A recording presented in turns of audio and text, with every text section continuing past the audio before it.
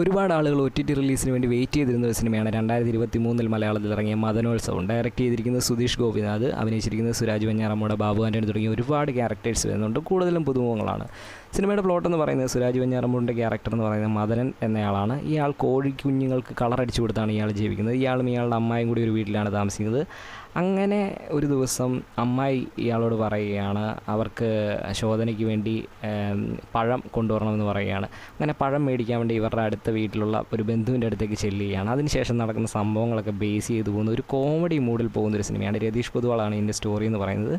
ആ ഒരു മൂഡിൽ പോകുന്ന ഒരു സ്റ്റോറിയാണ്. ഡയലോഗുകൾ കൂടി കോമഡി വളർത്തുന്ന ആ ഒരു മൂഡിൽ പോകുന്ന ഒരു സിനിമയാണ്. നല്ല എൻ്റർടൈനർ മൂവിയാണ്. ഇങ്ങനത്തെ കോമഡി സിനിമകളൊക്കെ കാണാൻ താല്പര്യമുള്ളവർക്ക്. എന്നാൽ തൻകേസൂട് പോലത്തെ അതുപോലുള്ള വെർബൽ കോമഡീസാണ് ഇതിൽ യൂസ് ചെയ്തിരിക്കുന്നത്.